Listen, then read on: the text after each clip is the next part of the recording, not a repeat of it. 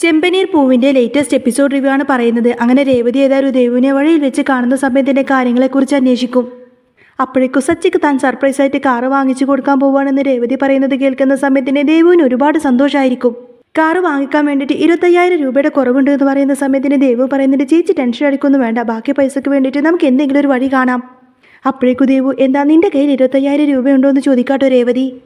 അന്നേരം ദേവി ചോദിക്കുന്നത്, എൻ്റെ കയ്യിലോ 25,000 രൂപയോ? 25,000 രൂപ ഒരുമിച്ച് കാണുക പോയിട്ട് 25,000 രൂപ എന്ന് ഞാൻ പറഞ്ഞിട്ട് പോലും കുറേ അധികം വർഷങ്ങളായി. അതുകൊണ്ട് തന്നെ എൻ്റെ കയ്യിൽ അത്രമാത്രം പൈസയൊന്നും എടുക്കാനുണ്ടാവില്ല ചേച്ചി. ഞാൻ ചേച്ചിക്കൊരു സഹായം ചെയ്യാം. നമ്മുടെ വീടിൻ്റെ അടുത്ത് പുതിയൊരു പലിശക്കാരൻ വന്നിട്ടുണ്ട്. അദ്ദേഹം മാന്യനായിട്ടുള്ള ഒരു വ്യക്തിയാണ്. അദ്ദേഹത്തിൻ്റെ കയ്യിൽ നിന്ന് തുക വാങ്ങിച്ചു തരാമെന്നൊക്കെ പറയാണ് ദേവു. അപ്പോഴേക്കും അയ്യോ പലിശയോ, അത് പ്രശ്നമാവില്ലേ എന്ന് ചോദിക്കാട്ടോ രേവതി. അന്നേരം ദേവു പറഞ്ഞിട്ട്, അതൊന്നും സാരമില്ല ചേച്ചി, അയാൾ മാന്യനായൊരു വ്യക്തിയാണ്, അല്ലാതെ ഗജേന്ദ്രനെ പോലെയൊന്നുമല്ല. ഞാൻ അദ്ദേഹത്തോട് ഏതായാലും സംസാരിക്കാം. ചേച്ചിയുടെ കടനെ പറ്റിയിട്ട് പറയുന്ന സമയത്തിന് അദ്ദേഹം 25,000 രൂപയല്ല, വേണമെങ്കിൽ 50,000 രൂപ വരെ ചേച്ചിക്ക് തരും. ചേച്ചി ഏതായാലും സമാധാനത്തോടു കൂടെ തന്നെ വീട്ടിലേക്ക് ചെല്ലുക എന്നൊക്കെ പറഞ്ഞ് ദേവു ഇങ്ങനെ രേവതിയെ ആശ്വസിപ്പിച്ചുകൊണ്ട് വീട്ടിലേക്ക് പറഞ്ഞു വിടുകയാണ്.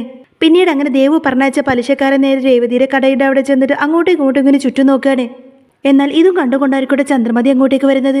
ചന്ദ്രമതിക്ക് രേവതിയോട് ഇഷ്ടക്കേടുണ്ടെങ്കിലും തൻ്റെ മരുമകളുടെ കടയെ ചുറ്റിപ്പറ്റി ഒരാളിങ്ങനെ വന്ന് നിൽക്കുന്നത് കാണുന്ന സമയത്തിന് ചന്ദ്രമതിക്ക് ഇഷ്ടപ്പെടുന്നില്ല. ചന്ദ്രമതി പോയിട്ട് നിങ്ങൾ ആരാന്ന് ചോദിക്കുമ്പോഴേക്കും പലിശക്കാരൻ നിങ്ങൾ ആരാന്ന് ചോദിക്കുകയാണ്. ഞാനൊരു പലിശക്കാരനാണെന്ന് അയാൾ മറുപടി പറയുന്നുണ്ട്. അപ്പോഴേക്കും ഞാൻ ചന്ദ്രമതിയാണെന്ന് പറയും. അപ്പോഴേക്കും അയാൾ ആ പൂക്കടയുടെ ബോർഡർ ഇങ്ങനെ നോക്കിയിട്ട് പറയുന്നുണ്ട്, ഓ അപ്പോൾ നിങ്ങളാണല്ലേ ഈ കടയുടെ ഓണർ, നിങ്ങളുടെ പേരിലാണോ ഈ ചന്ദ്രമതി ഫ്ലവർ ഷോപ്പ് എന്നൊക്കെ ചോദിക്കാട്ടെ അദ്ദേഹം.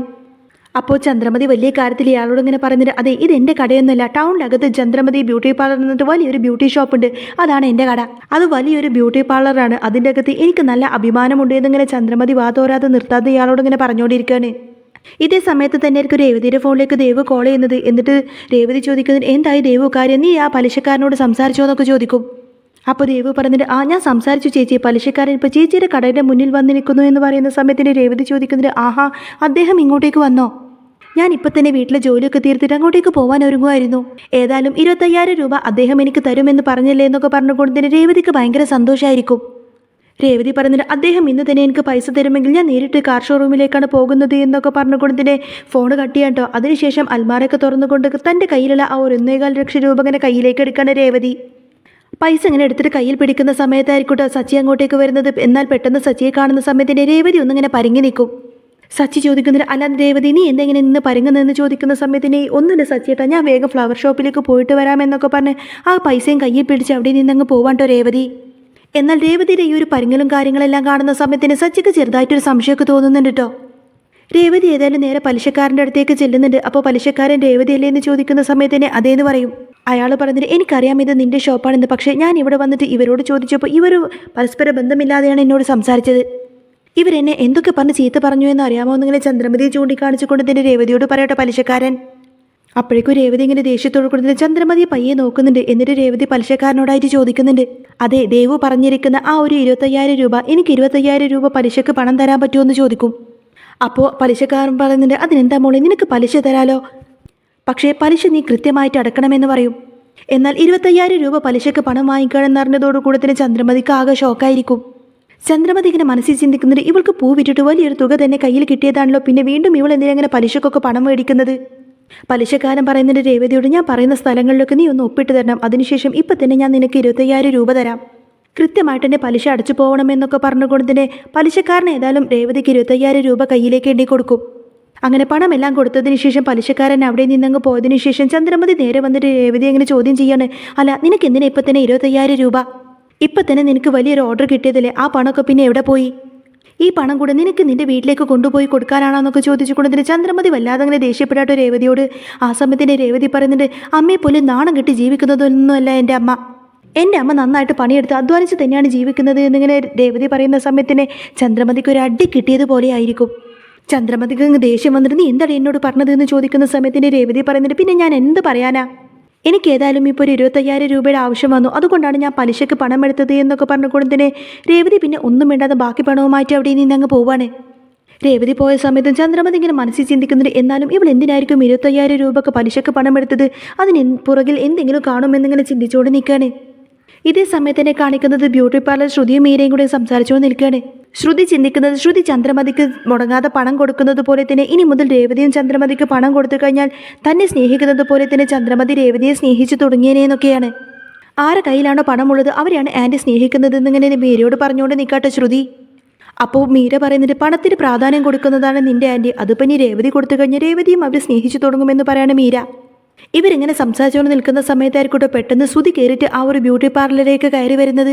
ബ്യൂട്ടി പാർലറിൽ ആകെ മൊത്തം ഒരു ചേഞ്ചൊക്കെ കാണുന്ന സമയത്തിന് ശ്രുതി ഇങ്ങനെ മനസ്സിൽ ചിന്തിക്കുന്നത് കൊള്ളാലോ, ആകെ മൊത്തം നല്ലൊരു ചേഞ്ചൊക്കെ വന്നിട്ടുണ്ടല്ലോ, നേരത്തേക്കാൾ വലിയ ലാഭം ഉണ്ടായിട്ടുണ്ടെന്ന് തോന്നുന്നു, നല്ല മൊത്തത്തിലൊരു ചേഞ്ച് വന്നിട്ടുണ്ട് എന്നൊക്കെ ചിന്തിച്ചുകൊണ്ട് തന്നെ ശ്രുതി ഭയങ്കര ഹാപ്പി ആയിരിക്കും.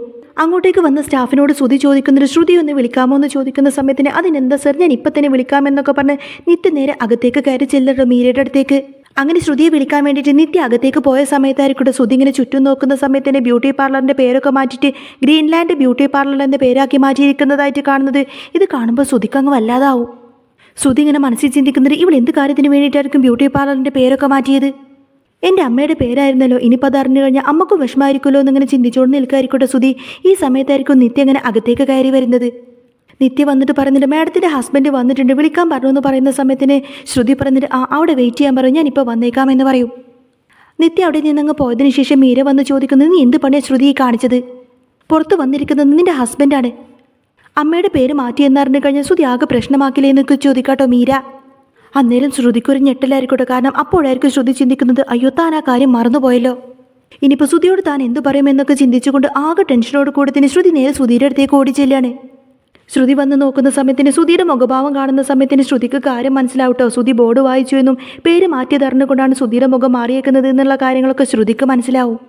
ചെന്ന ഉടനെ തന്നെ ശ്രുതി ചോദിക്കുന്നത് അല്ല ശ്രുതി എന്താ ഇവിടെയെന്ന് ചോദിക്കും. അന്നേരം ശ്രുതി ചോദിക്കുന്നത് എന്താ ശ്രുതി ഇത്, നീ എന്തിനാ ഈ ബോർഡൊക്കെ മാറ്റിയിരിക്കുന്നത്, പേരൊക്കെ എന്തിനാ മാറ്റിയിരിക്കുന്നതെന്ന് ചോദിക്കാനേ. എന്നാൽ എന്ത് മറുപടി പറയണമെന്നറിയാതെ ശ്രുതി ആകെ അങ്ങനെ പരിങ്ങി നിൽക്കുന്ന സമയത്തിന് ശ്രുതി വീണ്ടും പറയുന്നുണ്ട് നിനക്ക് എന്നോടെങ്കിലും ഒരു വാക്ക് പറയാമായിരുന്നില്ലേ, എന്ത് കാര്യത്തിനാണ് നീ ഇത് എന്നിൽ നിന്ന് മറച്ചു വെച്ചത് എന്നൊക്കെ ചോദിച്ചുകൊണ്ട് തന്നെ ശ്രുതിയോട് ദേഷ്യപ്പെടുകയാണ്. അന്നേരം ശ്രുതി പറയുന്നുണ്ട് ശ്രുതി നീ ദേഷ്യപ്പെടാതിരിക്കും, ഞാൻ സത്യാവസ്ഥ എല്ലാം നിന്നോട് തുറന്നു പറയാം. അങ്ങനെ ശ്രുതിയുടെ മുഖത്ത് നോക്കി ശ്രുതി വലിയൊരു കള്ളത്തരം തന്നെയായിരിക്കട്ടെ പറയാൻ പോകുന്നത്. ഗ്രീൻലാൻഡ് ബ്യൂട്ടി പാർലർ എന്ന വലിയൊരു ബ്രാൻഡുമായിട്ട് താൻ ഇപ്പോൾ വലിയൊരു ടൈപ്പ് നടത്തിയിരിക്കുന്നു, അതുകൊണ്ട് തന്നെ ഇപ്പം അവർക്ക് കിട്ടുന്ന ലാഭത്തിൻ്റെ പകുതി തനിക്കും കിട്ടുന്നുണ്ട് എന്ന രീതിയിലൊക്കെ വല്ലാതെ അങ്ങ് കള്ളം പറഞ്ഞു പരത്തുകയാണ്. എന്നാൽ ശ്രുതി ഇങ്ങനെ വാ തുറന്ന് പച്ചക്കള്ളം പറയുന്നതൊക്കെ കേട്ടുകൊണ്ട് തന്നെ മീര വായും പൊളിച്ചിങ്ങനെ അന്തം വിട്ട് ശ്രുതിയെ തന്നെ ഇങ്ങനെ നോക്കി നിൽക്കുകയാണ്. എന്നിട്ട് എടി കള്ളി എന്നിങ്ങനെ മീര പറയുന്ന സമയത്തിന് ശ്രുതി ചോദിക്കുന്നത് കള്ളിയോ എന്ന് ചോദിക്കും. അപ്പോഴേക്കും മീര പറഞ്ഞിട്ട് അതല്ല, എല്ലാവരും ഇവളെ കാണുന്ന സമയത്തിന് എടി കള്ളി നീ ഇത്ര വലിയ പണക്കാരിയായെന്നോ എല്ലാവരും ഇവളോട് ചോദിക്കാറുണ്ട് എന്ന് പറഞ്ഞ് വേഗം വിഷയം മാറ്റും. എന്തായാലും ഇതെല്ലാം കേൾക്കുന്ന സമയത്തിന് ശ്രുതിക്ക് വല്ലാത്ത സന്തോഷമായിരിക്കും, കാരണം മുൻപത്തേക്കാൾ വലിയ ലാഭം തന്നെയാണല്ലോ തനിക്ക് കിട്ടാൻ പോകുന്നത് എന്ന് ചിന്തിച്ചിട്ട്.